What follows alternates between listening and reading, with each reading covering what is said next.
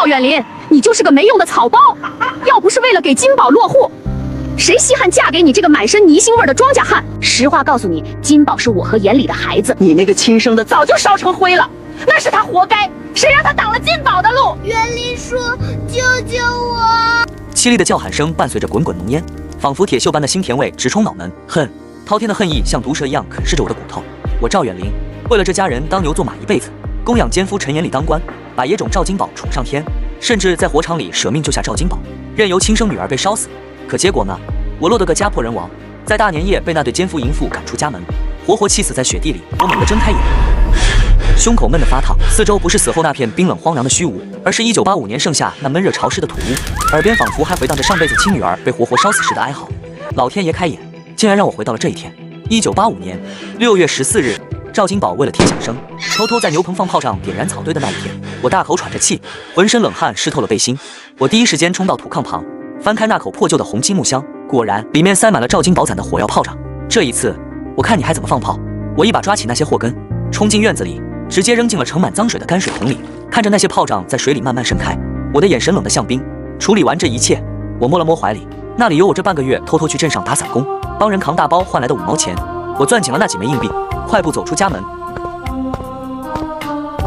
在村口的供销社买了一小块麦芽糖，这是给如如的，我那个被我忽略了一辈子，被李清玉虐待了一辈子的亲生女儿。刚走到院门口，一阵刺耳的笑声就传了进来。金宝真棒，咱们金宝以后是要当大将军的。院子里，李清玉正穿着那身时髦的的确良碎花衫，猫着腰，把7岁的赵金宝扛在肩膀上，玩着骑大马的游戏。快点跑！你这个老马，快点跑！他笑得花枝乱颤，脸上的汗珠都透着一股子献媚的劲儿。这一幕在上辈子我觉得是母子情深，可现在看在眼里，只觉得恶心透顶。李清玉一把将赵金宝放下来。赵远林，你舍得回来了？李清玉看见我，脸上的笑容瞬间敛去了一半，取而代之的是一种颐指气使的高傲。去哪儿鬼混了？饭也不做，水也不烧，想饿死金宝啊？他眼尖，一眼瞄到了我手里用草纸包着的麦芽糖。李清玉强也似的夺过我手里的糖，嫌弃的拆开。赵远林，你是不是脑子坏了？金宝喜欢吃的是城里那种带包装的进口奶糖，这种破玩意儿，一股土腥味儿，那是打发叫花子的。这不是给他的，这是给如如的。李清玉的手僵了一下，随即像是听到了什么笑话，嗓门瞬间拔高了8度。给那个脏丫头！赵远林，你疯了吧？他那张还算清秀的脸瞬间变得扭曲，指着我的鼻子骂道：那赔钱货住在牛棚里，给他吃麦芽糖，那是糟蹋粮食。你有这闲钱，不知道给金宝买斤五花肉补补。你知不知道我平时赚钱养家多辛苦？你一个吃软饭的，居然敢拿家里的钱去喂那个小畜生！赵金宝也跟着起哄，他斜着眼，学着李清玉的样子，就是给那个赔货吃什么的，把糖给我，我要吃。说着，赵金宝冲上来就要抓，李清玉宠溺地摸了摸他的头，可赵金宝刚嚼了2下，就呸的一声吐在地上。苦的，一点不甜。赵远林，你个穷鬼，买的什么烂东西？看着地上被踩扁的麦芽糖，我的心像是被针扎了一样疼。如如，我那可怜的如如，这时候可能还在牛棚里，然后顶着烈日洗衣服，连口凉水都喝不上。李清玉，我再说一遍，那是买给如如的。我眼神阴鸷地盯着他，一步步逼近。李清玉被我阴冷的眼神吓了一跳，下意识地后退了半步。你想干什么？你还想打我不成？赵远林，你别忘了，你现在这份安稳日子是谁给你的？要不是我，你还在山上啃树皮呢。又是这套话，上辈子他就是用这些恩情锁住了我，让我心甘情愿把父亲留给我的供销社名额让给了陈延礼。我冷笑一声，将剩下的半包糖硬生生夺了回来。安稳日子。赵远林，从今天起，如如搬回屋里住。不是在跟你商量，而是通知。你敢？凭什么让他进我的屋？他就该在那牛棚里烂掉！我没理会他的歇斯底里，转身就走。这个家，我1秒钟都不想多待。可没走2步，背后突然传来赵金宝那极其刺耳、充满恶意的干嚎：“没用的狗血！你敢抢我妈的东西！陈叔叔来了，快让他，我要打断你的腿！”我的脚步猛地顿住。陈叔叔，陈延礼，让他小年纪就学会了不尊重长辈。而这时候，赵金宝见我不说话，以为我怕了，竟然变本加厉地嚎叫起来：“你把我的炮弄哪儿去了？那是陈叔叔送我的，你要是不还给我，我就放火！”放火！听到这2个字，我浑身的血液瞬间沸腾。你把我的炮弄哪儿去了？你个不要脸的下人，赶紧把炮给我找回来！赵金宝在院子里撒泼打滚，那尖锐的嗓门像是指甲划过玻璃，刺得人耳膜生疼。贱人，下人！我站定脚步，缓缓转过身，看着那个还在地上蹬腿的赵金宝。整整7年，我为了养活这个所谓的家，每天天不亮就上山砍柴，半夜还要给他换尿布和熬米汤。因为常年劳累，我的后腰落下了严重的劳损，一干活就疼得直不起身。我掏心掏肺护了他7年，到头来在他嘴里，我竟然连个人都算不上。而李清玉呢，他非但没有半点教训儿子的意思，反而一脸厌恶地朝我啐了一口。赵远林，你瞪什么瞪？没听见儿子哭吗？一个大老爷们儿整天跟孩子计较，真是一点用都没有，除了惹孩子哭，你还会干什么？我死死地攥着拳头，指甲深深陷进掌心里，钻心的疼却让我保持了绝对的清醒。就在这时，院门口传来一阵自行车铃铛的声音。哟，这是怎么了？隔着老就听见小宝在哭，谁欺负我们家小状元了？人还没进院子，那股子虚伪的温柔劲儿就先飘了进来。陈延礼推着锃亮的永久牌自行车，昂首挺胸地走了进来。他身上穿着那种时髦的白衬衫，领口洗的雪白，脚下一双黑皮鞋擦得锃亮。反观我，身上那件灰扑扑的褂子打满了补丁，上面还沾着刚才干活留下的泥点子，浑身透着股去不掉的汗臭味。看见陈延礼，李清玉的眼睛瞬间亮了，原本泼妇般的脸色瞬间变得温柔如水，扭着腰迎了上去。延礼，你可算来了。那个没出息的，一大早不知道发什么疯，把小宝的炮仗都给扔了。陈延礼推了推鼻梁上的金丝眼镜，用那种悲天悯人的目光看向我，长长的叹了一口气。元林哥，这就是你的不对了。我知道你没读过书，脑子反应慢点儿，不懂现在科技。那炮仗都是正规供销社出的，安全的很。你不能因为自己守旧就扼杀了孩子爱玩的天性啊！他一边说着，一边变戏法似的从兜里掏出一盒包装精美的进口炮仗。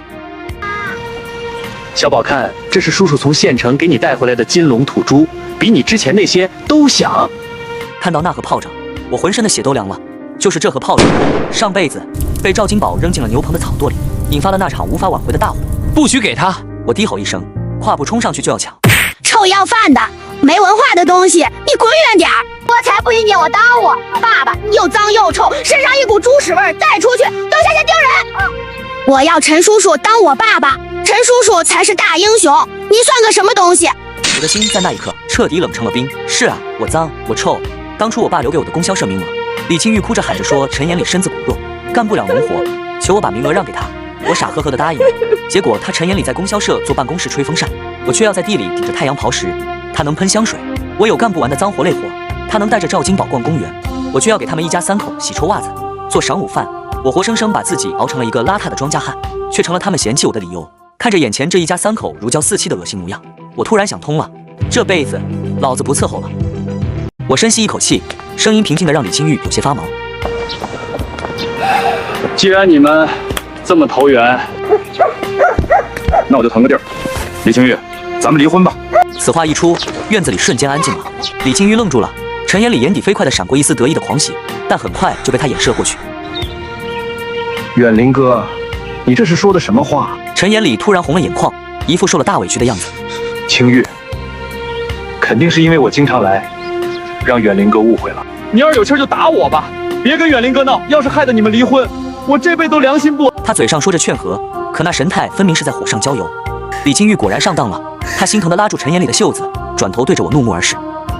赵远林，你长本事了是拿离婚吓唬谁呢？眼里这么好的人，处处为你说话，你居然还在这儿阴阳怪气！你也不照照镜子，看看你自己那副德行，离了我，你上哪儿找媳妇儿去？就是，你个下人，赶紧滚出我家！赵金宝躲在陈延礼身后，朝我扮鬼脸。我看着李清玉，冷笑一声：“谁吓唬谁，咱们公社见。房子的钱，该怎么算就怎么算。”李清玉还没说话，陈延礼又开始了表演。他作势要走，满脸凄凉。清玉，既然远林哥这么容不下我，我走就是了。你们一家3口好好过，千万别为了我吵架。延礼，你别走！李清玉死死抱住陈延礼的腰，那模样恨不得当场就跟他入洞房。赵远林，你给我滚进屋去反省！今天没我的允许，你不许吃饭。就在这对狗男女拉扯不清的时候，院子角落那间低矮破烂的牛棚里突然传出了一声微弱的咳嗽。我的心猛地一抽，如，我再也顾不上跟这些烂人纠缠，一把推开挡路的陈延礼，大步朝着牛棚冲去。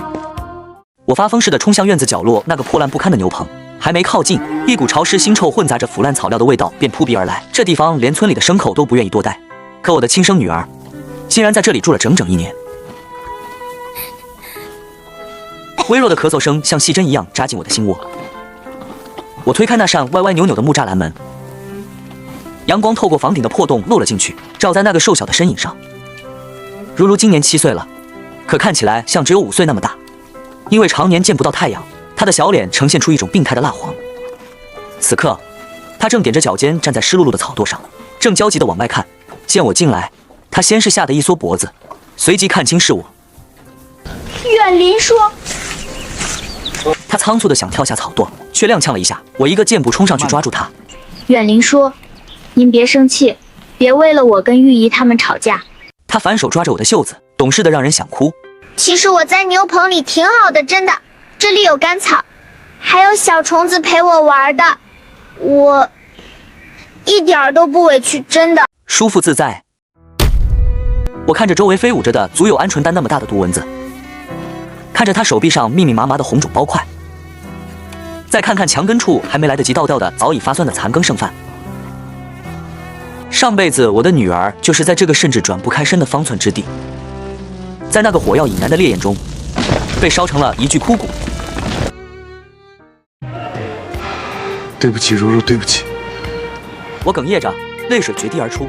女儿慌了，她那双粗糙的像老树皮一样的小手，笨拙地帮我擦着眼泪。说：“您别哭啊，是不是玉姨又骂您了？远林叔才不是他们说的那样，您是全天下最好、最勤快的人，他们都坏，只有您对我好。”她贴在我怀里，深深吸了一口气，忽然傻兮兮地笑。远林叔一点都不臭，他们说你一身汗臭味儿，可我觉得你身上好香，有一种像爸爸的味道。那一瞬间，我的心彻底碎成了1000万片。如如，听着，以后不许叫我远林叔，从今往后，我就是你亲爸。这一次，就算是老天爷要带走你，爸爸也绝不答应。女儿愣住了，那双蜡黄的小脸上写满了不敢置信，她颤抖着嘴唇，细若蚊蝇地喊了一声：“爸，爸。”哎，爸爸在这儿呢。我一把抱起她，像抱着这辈子最珍贵的宝贝，大步跨出这满是屈辱的牛棚。可刚走到院子里，李清玉那尖酸刻薄的声音就劈头盖脸地砸了过来。赵远林，你是不是脑子让驴踢了？把这赔钱货带出来干啥？你知不知道家里现在多紧吧？多一张嘴就要多一份口粮。他双手叉腰挡在路中间，眼神阴狠地弯着如如。一个捡来的野种，难道还比得上青儿金宝？赶紧把它丢回去，别在这儿碍我的眼！如如吓得浑身发抖，像只受惊的小猫一样往我怀里钻。我安抚地拍着她的背，眼神冷得像刀子，直勾勾地盯着李清玉。这孩子到底是不是亲生的？你心里比谁都清楚。你再敢骂他一个字，信不信我撕烂你的嘴？李清玉被我的气势镇住了，心虚地往后退了一步。这时候，邻居们听见动静，纷纷围了过来。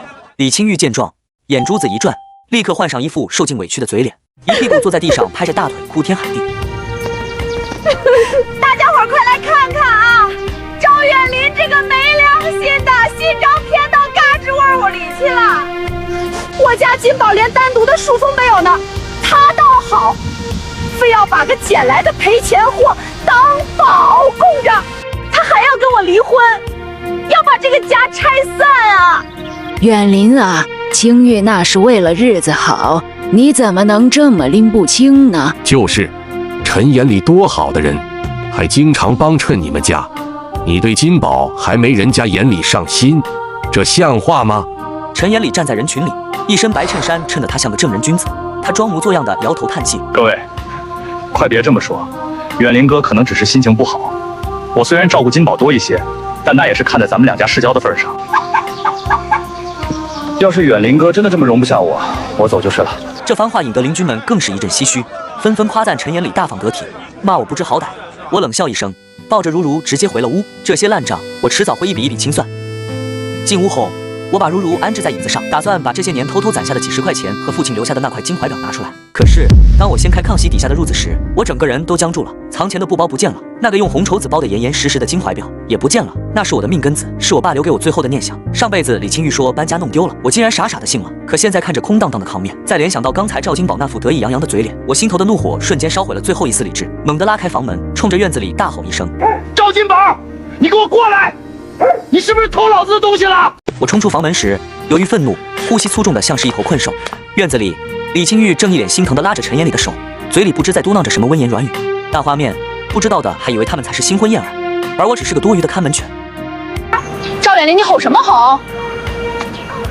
吓着孩子了？李清玉抬头瞪我，眼里满是嫌弃。我没理他，目光死死定在陈延礼身上。面对我的质问，陈延礼那张伪善的脸僵了一下，眼神飘忽不定，右手下意识地往怀里缩，悄悄去紧衬衫最上面的那颗扣子。就在那一瞬间，阳光晃过，他袖口缝隙里露出一抹刺眼的赤金色，那是金子特有的光泽，更是我刻在骨子里的记忆。拿出来！我声音冷得像冰。元林哥，你在说什么？我听不懂。陈延礼装出一副无辜的样子，脚下却往李清玉身后挪。我一步跨上前，速度快得惊人，在他反应过来之前，一把攥住了他的手腕。我让你拿出来！我猛地一扯，由于力气太大，陈延礼衬衫的扣子崩断了2颗，那块闪着金光的腕表瞬间垂落下来，在半空中晃荡。那表壳上还刻着我爸的名字缩写，在烈日下显得格外讽刺。这东西怎么在你这儿？陈延礼慌忙把金表捡起来，戴在手腕上。我死死盯着他，手被青筋抱起。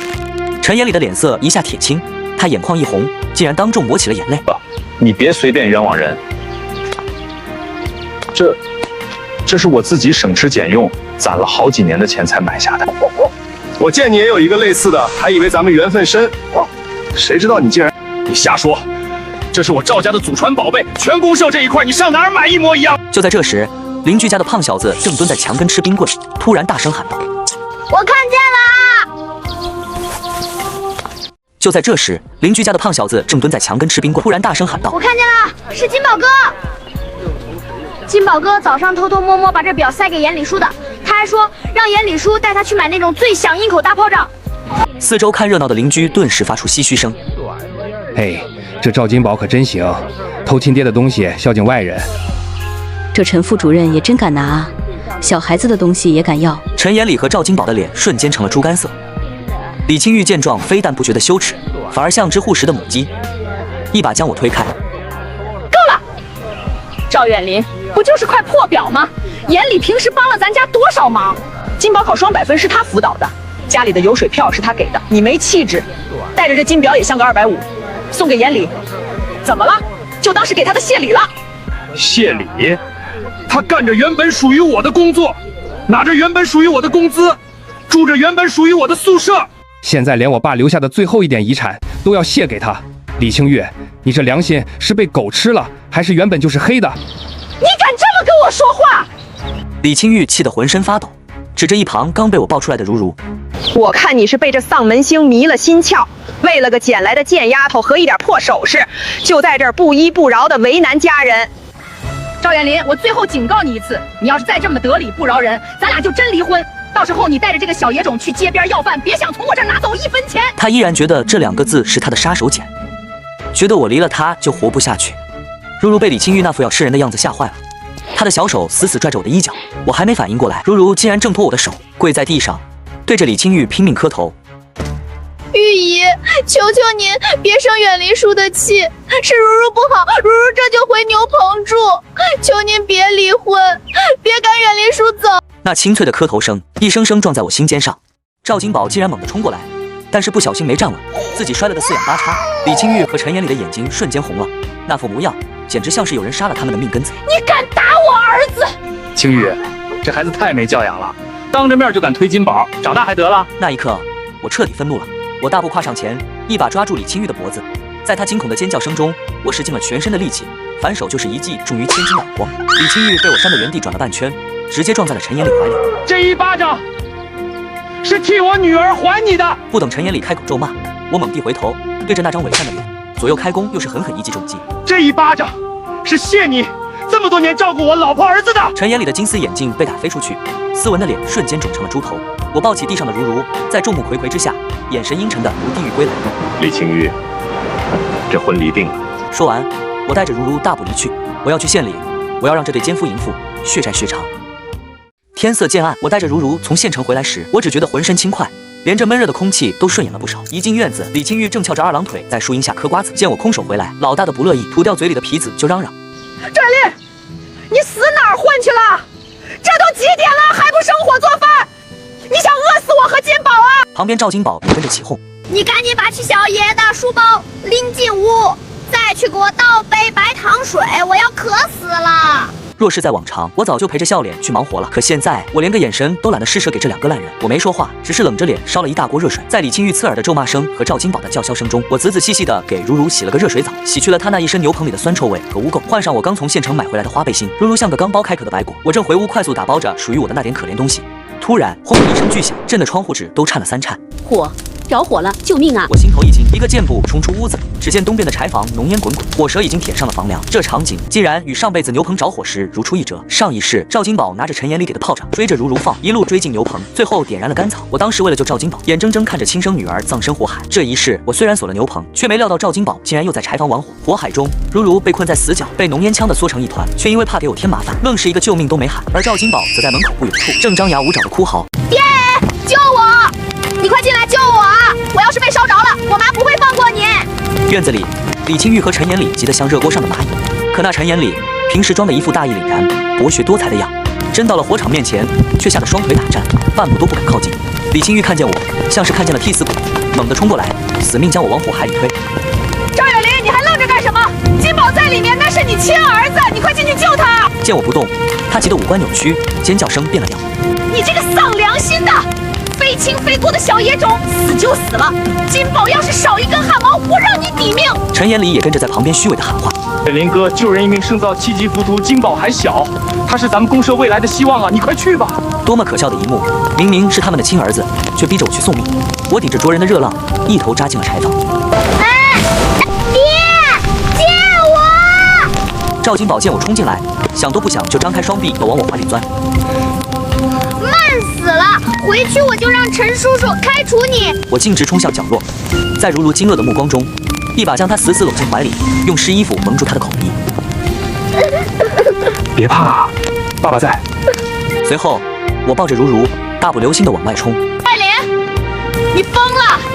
你抱那个野种干什么？放下他去抱金宝啊！李清玉在外面看见我救的是如如，气得几欲吐血，疯狂地跺着脚。就在我踏出房门的瞬间，沉重的房梁带着烈火，死死挡住了进出的唯一通道。赵金宝在里面发出了撕心裂肺的哭喊，李清玉和陈延礼彻底崩溃了。那一刻，潜意识里的母性和本能终于战胜了他们苦心经营多年的谎言。小宝，我的儿子，小宝别怕，妈妈在这儿，妈妈这就救你。陈延礼也顾不得斯文了，他整个人瘫软在地上，哭得涕泗横流。儿子，爸爸这就想办法，你一定要撑住啊！院子外帮忙救火的邻居们刚好赶到，听到这爸爸妈妈的呼唤，所有人手里的水桶都僵住了，大家面面相觑，眼里全是惊骇。什么？陈副主任和李镇长候选人是赵金宝的亲爹亲妈？而我就站在大火前，抱着我的如如挺直了起来。我冷冷地看着这一对彻底失态的狗男女，说道：“李清玉、陈延礼，你们终于说实话了。我赵远林只救自己的亲生女儿。”人群之后，一个穿着板正中山装的中年人缓缓走了出来，那是我拿命担保才请来的县联社主任周建国。周主任的面色此时黑得像锅底灰，他盯着狼狈不堪的陈延礼和李清玉：“别发愣了，先救人，等人救出来，你们两个好好跟我解释解释，这到底怎么一回事？”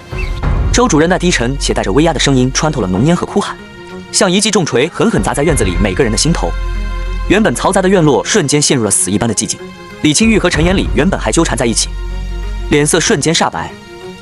县联社主任周建国，这个掌握着全县供销系统生杀大权、刚正不阿的硬汉，竟然就站在他们家破旧的院门口，一双如鹰隼般的眼睛正死死盯着他们。救命啊！疼死我了！柴房里，赵金宝又是一嗓子凄厉的哀嚎，终于撕碎了这恐怖的寂静。众人如梦初醒，纷纷拎起水桶脸盆向火场浇水。我紧紧搂着如如站在阴影里，看着陈延礼像疯了一样，不顾身上那件昂贵的白衬衫，竟然直接拉起浇地的大水管，不要命的往火里钻。讽刺实在是太讽刺了。上辈子同样的大火，那时候着火的是牛棚，被困在里头的是我的亲女儿如如。我跪在地上求邻居，求李清玉去救孩子，求陈延礼帮忙。可陈延礼当时是怎么做的？他慢条斯理地拍着身上的灰，说水管坏了，说火太大太危险。而李清玉，他抱着毫发无伤的赵金宝，一脸冷漠地看着我，甚至还小声咒骂：“那就是个丧门星，烧死也无妨。最后火灭了，我的如如被发现时早已变得焦黑，她蜷缩在角落，手指还死死抠着墙缝，到死都在渴望有人能拉她一把。可那对畜生，一个笑嘻嘻地说幸好我们家金宝没事，一个咒骂死掉的女儿是白吃粮食的货。在大水管的冲刷下，我是很快被压了下去。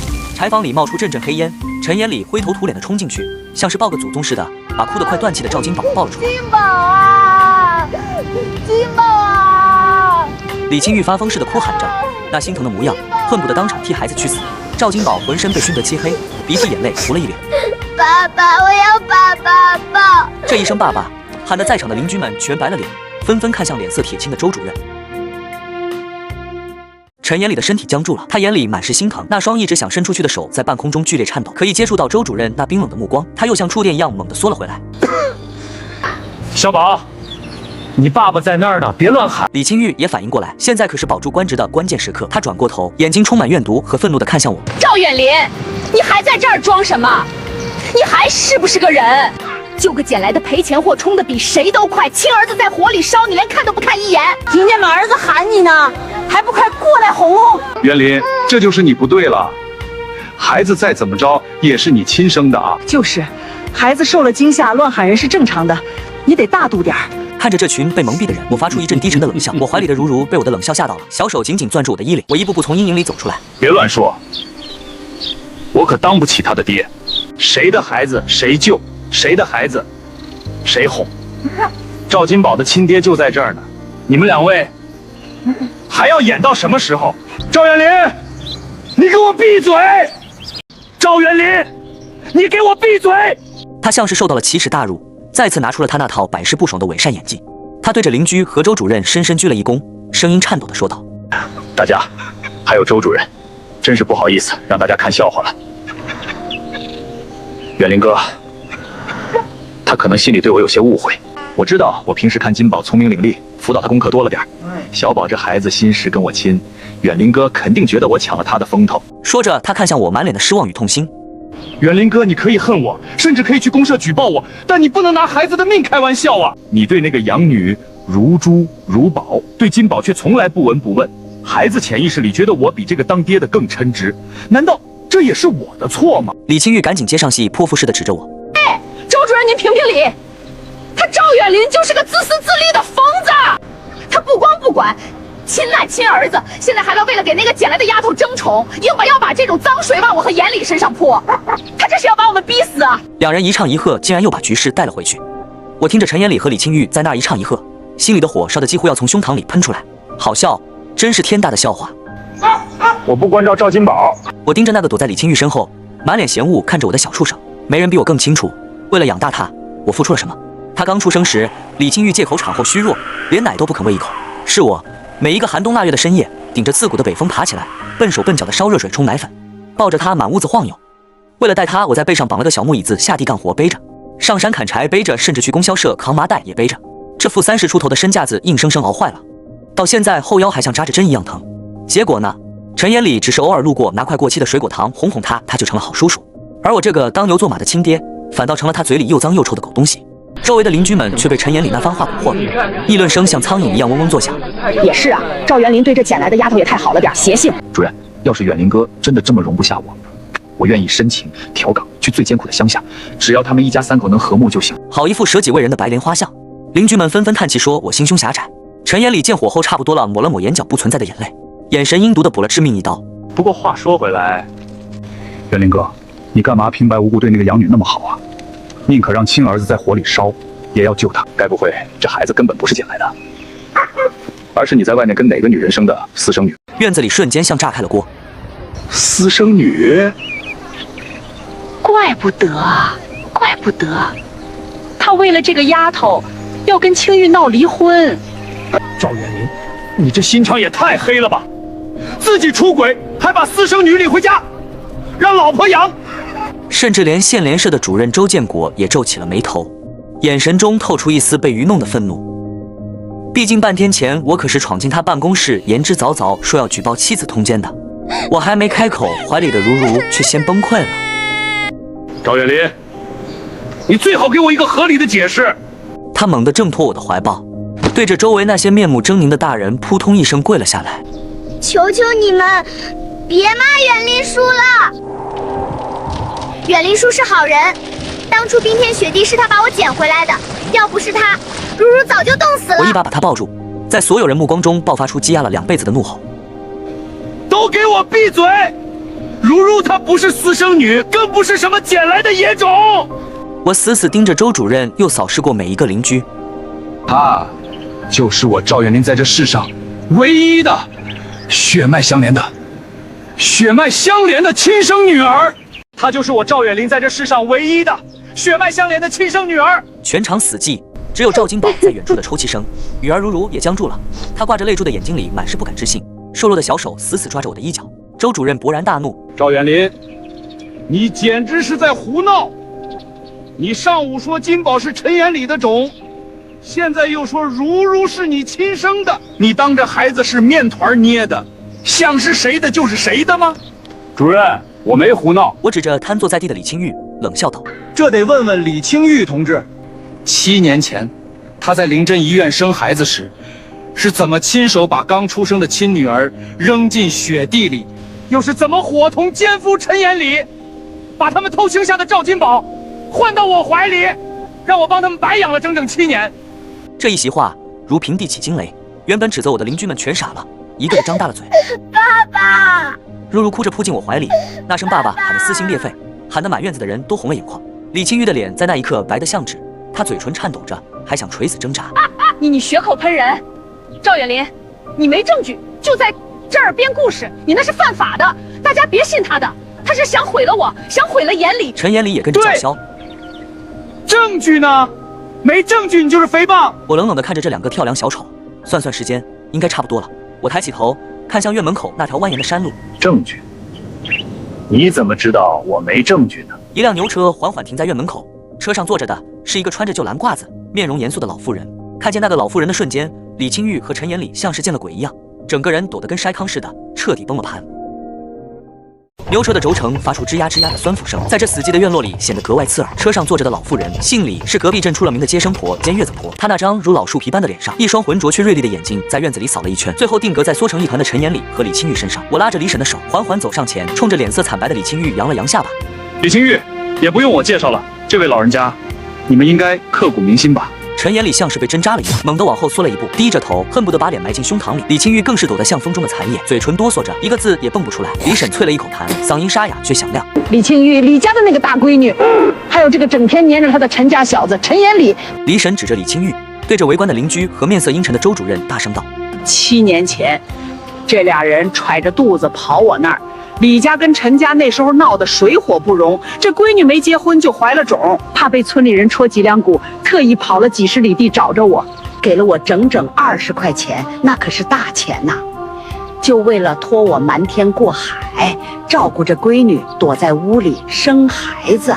此话一出，院子里原本压抑的议论声瞬间像炸了雷。20块钱，那时候20块钱能买多少粮啊？怪不得那时候李清玉消失了大半年，说是去县里学习，合着是躲起来生野种了。我听着周围的议论，心里却只有阵阵冷笑。这还是上辈子赵金宝那个小畜生亲口告诉我的。上辈子他考上大学后彻底翻脸，把我扔在牛棚里等死时，为了看我痛苦，他特意请了李婶来家里吃饭。那天陈眼里坐在红漆大桌前，一边吃着自由的红烧肉，一边炫耀当年他们躲在小镇时的甜蜜时光。他嘲笑我是个纯种的蠢货。他说李清玉怀我的如如时，他们天天对着李清玉的肚子骂那是贱种。我照顾孩子累得发烧晕倒时，李清玉却假借出差跟他去省城旅游住宾馆。那些话字字如刀，刻在我的灵魂深处。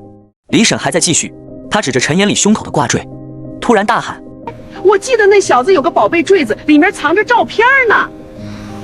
当初孩子刚生下来，说孩子不能跟他姓，非要去镇上照相馆照张合影留念。陈眼里浑身一震，下意识地去捂吊坠。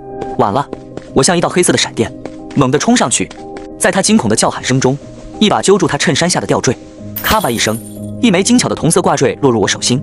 陈眼里疯了似的想扑过来，还给我！赵远林啊，你强盗！我一脚将他踹开，在周主任和众人的注视下，猛地按下了挂坠上的隐蔽开关，露出一张已经有些泛黄的小照片。照片上是陈眼里抱着孩子，照片里的孩子这儿有一块铜钱大小的青色胎记，咱不如现场验一验，看看赵金宝身上有没有。我不要，你们走开！可几个愤怒的邻居已经冲了上去，一把扯开了裤脚，一块铜钱大小、形状如出一辙的青色胎记赫然显现在众人眼前，人群彻底沸腾了。天爷呀！真的是一模一样，这还要什么证据？这就是陈延礼的种啊！亏咱们以前还觉得陈副主任是正人君子，合着是把亲儿子养在隔壁家，让老实人当冤大头啊！陈延礼瘫坐在地上，脸色灰白，像是瞬间老了10岁。李清玉张开双臂护在陈延礼面前，对着邻居们咆哮：“滚，都给我滚！看什么看？陈延礼他记错了不行吗？这照片里的不是金宝，是他亲戚家的孩子。他喜欢小孩抱着合照一张，怎么了？”他死死盯着周主任，还在妄想利用自己的职位压人。周主任，这都是赵远林使的手段，他在临镇雇了人来演戏。孩子有胎记是巧合，天底有胎记人多了去了。说着，他转头看向我，眼神阴毒的像是要把我生吞活剥。他凑近我的耳朵，咬牙切齿的威胁：“赵远林，你给我等着！今天主任在这儿，我不动你，等回家看我怎么收拾你和那个小贱货！我要让你在公社待不下去！”到了这一步，他竟然还在想着怎么害我的如如。回家，李清玉，你以为这就结束了？你以为我赵远林这7年，真的只是个没长眼睛的瞎子吗？如果这些还不够，那咱们就聊聊，当年在咱们镇卫生院，你是怎么在接生大夫的配合下，亲手把我的亲生女儿换成了这个野种的？李清玉，你看看那个大夫，我也请来了。我这时对着院外又招了招手。话音落下，人群中走出一个戴着老花镜、身穿洗得发白的白大褂的老妇人。李清玉的瞳孔在那一瞬间彻底涣散了。我一把从人群里拉出那位头发花白、穿着白大褂的婶子，她的手在发抖，但眼神里却透着一股积压多年的决绝。我冷冷地看向李清玉，这位想必李镇长候选人更不陌生吧？镇卫生院最有经验的接生大夫王大夫。王大夫一站出来，李清玉那张原本就惨白的脸，此刻竟透出一种死人般的灰败。当初她怀胎10月，我像公祖宗一样供着她，她要吃酸的，我半夜跑遍半个镇子给她寻摸；她要吃甜的，我舍不得买烟抽，把钱省下来给她买点心。产房外，我焦急等了一夜。王大夫抱着孩子出来时，我就看了一眼，觉得那孩子眼神直勾勾的，不像我，却也没多想。可直到现在，我才知道，那产房里发生的哪是生儿育女，那是杀人诛心。主任，我有罪，我检讨。王大夫突然对着周主任深深鞠了一躬，声音颤抖却响亮。7年前，李清玉生孩子那天，他偷偷塞给我50块钱，我鬼迷了心窍，配合他玩了一出狸猫换太子。赵金宝根本不是那天出生的，他是李清玉和陈延礼私下的种。比如如早出生了整整8个月，但这孩子是7个月的早产儿，生下来就剩一口气，在乡下偷偷养了8个月，也还是病恹恹的，瘦得跟刚出生的猫崽子没区别。那天李清玉足月产下了赵远林的亲生女儿如如，如如发育得好，个头大，李清玉心狠啊，他为了让情人的儿子有个名正言顺的家，趁着赵远林在外面忙活，让我把养了8个月的金宝换了进去，把刚出生的如如给了陈延礼抱走处置。赵云又是个老实汉子，他哪懂得这养了8个月的早产儿和刚出生的足月儿有什么区别？他只以为这孩子长得快。胡说！你这个老疯婆子，赵远林给了你多少钱，让你这么编排我？李清玉尖叫着冲上去，那架势像是要把王大夫活活撕了。陈延礼也急了，愤怒地吼道：“主任，这绝对是诬告！一个接生大夫话怎么能信？赵远林这是串通好了，要毁了我们的名誉！”我护在王大夫身前。王大夫这些年一直对我心里有愧，这些年他没少明里暗里提醒我。李清玉，你以为钱能买通一切，却买不走一个人的良知。李清玉死鸭子嘴硬，一把拉住陈延礼的手，两人像是绑在一条绳上的蚂蚱，死命抵赖。证据呢？这种空口白牙的话，去公社告我也没用。看什么看，都不要回家吃饭啊！就在两方僵持不下，周主任的脸色已经阴沉到极致时，火场那边突然传来一声凄厉的惊呼：“医生，快来看看，金宝这孩子情况不太好。”医生，快来看看，金宝这孩子情况不好。村里的大夫正赶来给刚救出来的赵金宝检查身体。李清玉一听，当即魂飞魄散，立刻向那边跑。我的金宝，你怎么了？大夫，你快救救他呀！大夫面容极其严肃，他一把扯开赵金宝腹部的衣服，只见刚才还只是熏黑的腹部，此刻竟泛起了一层层恐怖的水泡，大面积的皮肤已经焦黑溃烂。坏了，柴房里的干草堆里混了火碱，金宝这伤不只是火烧，还有腐蚀。这伤口如果不处理，很快就会感染。我看恐怕需要立刻植皮。植皮这2个字对这个年代的农村人来说，简直像是天书。李清玉和陈延礼顿时懵了，异口同声地问：“什么是植皮？”就是从大人身上割下一块皮，补到孩子背上。哦，这种手术排异性极高，为了孩子的命，皮肤必须对孩子的亲生父亲血缘越近，孩子活下来的机会才越大。大夫环视一圈，目光最后落在我和陈延礼身上。你们现在决定一下，谁来植这个皮？这可不是闹着玩的。如果亲爹不出力，这孩子这辈子毁了，甚至可能连命都保不。所有的目光都像刀子一样，齐刷刷地定在陈延礼身上。李清玉彻底慌了，他那引以为傲的冷静瞬间崩塌。他看看在地上失去意识的亲生儿子，又看看面色阴晴不定的陈延礼。李清玉彻底慌了，他那引以为傲的冷静瞬间崩塌。他看看疼得在地上抽搐的亲生儿子，又看看面色阴晴不定的陈延礼。最后，他竟然在绝望中爆发出一股卑劣的希望，颤巍巍地指向我。是赵远林，他是金宝户口上的爹。你快去救金宝啊！你割一块皮怎么了？你以前不是把他当亲儿子疼吗？李清玉，你刚才不是还说王大夫在造谣吗？你不是口口声说金宝是我的亲儿子吗？你可要想清楚，到底谁是亲爹？我不过是个替你俩养孩子的冤大头。大夫刚才说了，必须是亲爹。别拿孩子的命当儿戏，万一出现排异，孩子可能直接就没了。赵远林，你说实话，你到底是不是他亲爹？我早就说过了，我不是。至于谁是，谁心疼谁就是。陈延礼的脸色在这一刻精彩到了极点，如果不承认他的亲骨肉，可能就要死在他面前。疼，爸爸，救救我！那声爸爸成了压死骆驼的最后一根稻草。他跪在地上，对着周主任和大夫喊道：“我是孩子的亲生父亲，赵远林不配，他的血跟小宝合不来，割我的，求求你们，快救救我儿子！”这一声，我儿子如同万钧雷霆，彻底劈碎了这8年来的所有谎言。周主任闭上了眼，深吸一口气，随后猛地睁开眼，神中满是厌恶与肃杀。陈元礼、李清玉，你们好大的胆子！随着陈延礼那声近乎绝望的“快救我儿子”，整个院子像是被按下了静音键。刚才还指着我鼻子骂、帮着李清玉说话的邻居们，此刻一个个张大了嘴，像被掐住脖子的鸭子，半点声音也发不出来。紧接着，死寂被一阵如潮水般的议论声淹没。竟然是真的！陈延礼平时像好人，居然做出这种事情。赵元这些年哪是过日子啊，那是给仇人当牛马呢。自己亲生闺女在那透风的牛棚里待了1年，假儿子被照顾得舒舒服服。议论声像是一记记无形的耳光，抽在陈延礼和李清玉脸上。我低头看向怀里的如如，她紧紧抓着我的衬衫，小小的身体还在微微颤抖。是啊，我太蠢了。上辈子我把赵金宝捧在手心里，怕他磕着碰着，每一口肉都紧着他吃。可我的如如呢？她在牛棚里和苍蝇蚊子作伴，在寒冬腊月里冻得缩成一团，甚至连一碗热粥都是奢侈。这7年，我养活了一个白眼狼，却让我的亲骨肉在地狱里挣扎。怒火如同沉寂已久的火山，瞬间喷发。我放下如如，一步步穿过人群，走向那对瘫软在地、互相搀扶的狗男女。远林，你听我解释，我是被逼的。这一巴掌打得他脑袋猛地偏向一边，半口牙都松了，整个人摔在泥地上。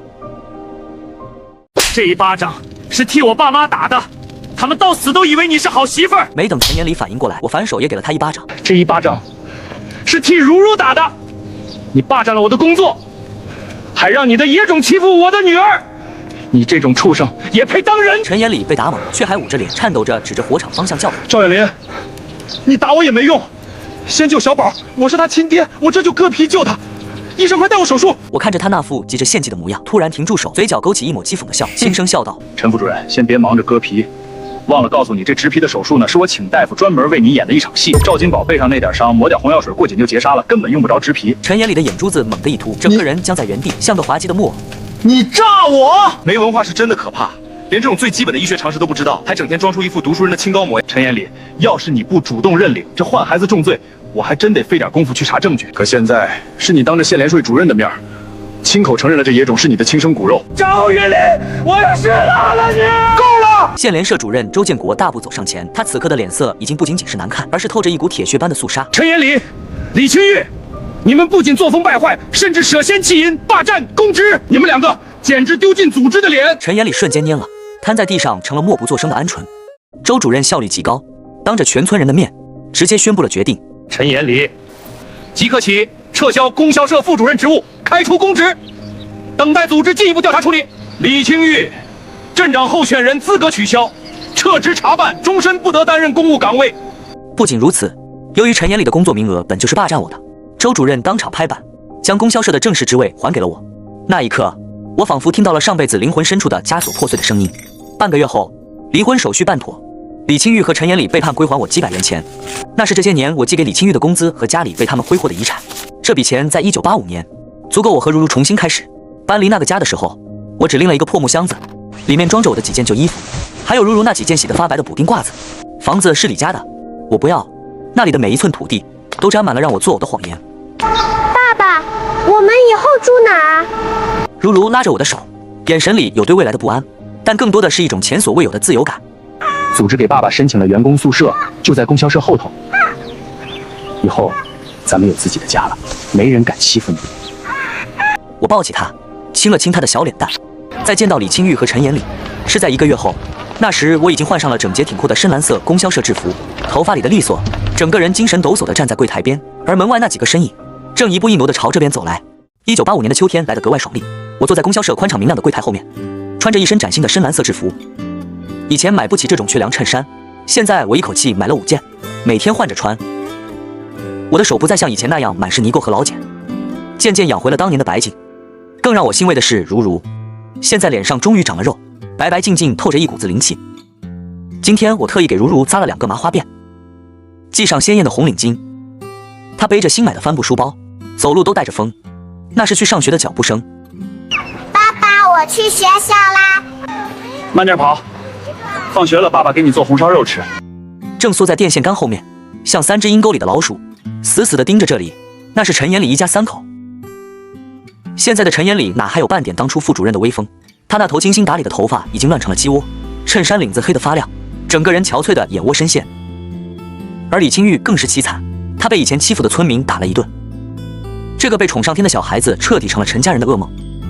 我要吃糖，我要吃进口巧克力，快去给我买啊！金宝，妈真的没钱了，你先忍一忍，等以后有了钱再给你买。以前跟着那个老实人，每天都能吃上红烧肉，现在跟着你们，连顿饱饭都吃不上。我要过以前的好日子。听着亲生儿子的话，陈延礼和李清玉对视一眼，眼里全是悔恨和绝望。他们为了这个种算计了一辈子，到头来养出了一个要他们命的魔鬼。就在这时，他们路过供销社，陈延礼看着柜台后面意气风发的我，眼神里闪过一丝疯狂的嫉妒，随即又迅速低头。可赵金宝却突然发了疯，他看见了我，更看见了我柜台上摆着的半块刚切开的腊肉。赵金宝猛地甩开陈延礼的手，爹，你看看我！张开双臂想抱我，哭的那叫一个凄惨。爹，我错了，那个姓陈的又穷又酸，他根本不配当我爹。你回家好不好？你以后还是我最亲的爹。就在这时，放学回来的如如正好看到了这一幕。这个曾经懦弱、卑微，只敢缩在牛棚里哭的小女孩，此刻像一只护崽的小狮子。这是我爸爸，你这个偷别人爸爸的坏孩子！给我走开！我爸爸只有我一个女儿，你姓陈，回你的烂泥地里去！我满意的扬起嘴角，我的如如终于在我的呵护下长出了锋利的爪牙，不再是那个任人宰割的赔钱货了。如如，乖，咱们不跟外人一般见识。我居高临下的看了一眼狼狈的赵金宝，淡淡的推开了他的手。赵金宝，听清楚了，我赵远林这辈子只有如如一个孩子。至于你亲爹在那儿呢？我指了指金宝后面如死灰的陈延礼。眼见我要收起那块腊肉，一直躲在阴影里的李清玉终于忍不住了，他整个人消瘦了一大圈，头发乱糟糟的，再也没有了往日准镇长夫人的派头。他一瘸一拐地挪到柜台前，眼神死死盯着那块肉，又看看哭得满脸大汗的赵金宝，最后竟厚着脸皮看向如如，声音沙哑又带着一丝卑微的讨好：如如，好孩子，我是妈妈呀，你看看金宝哥哥饿得都走不动道了，你能不能让你爸把那块肉给妈？就当是妈求你了，你小时候最听话了，妈知道你心肠最软。如如听着这些话，身体微微颤抖了一下，但很快她的眼神变得比冰雪还要寒冷。我快被冻死在牛棚里的时候，你在给赵金宝喂细粮；我被赵金宝按在泥地里打的时候，你在心疼他的手疼不疼？那时候你怎么不记得你是我妈？李清玉的脸涨成猪肝色。如如，妈那是不得已，妈现在后悔了。你的后悔是因为陈延礼没让你当上太太。如如厌恶地退后一步，指着大门外：肉是我爸爸辛苦挣来的，是一片片喂给我这个亲生女儿吃的。至于你们……李清玉被如如眼里的决绝吓得僵在原地，那是她从未见过的彻底死心的眼神。如如一字一顿地说道：哪怕这肉臭了烂了，喂狗了，也跟你们没关系。关门，下班。我拎起那块红白相间的五花肉，牵起如如的手，连头都没回，消失在远处，盯着我们的背。赵金宝瘫在地上，绝望地回头看向陈延礼：爸妈，我也想吃肉。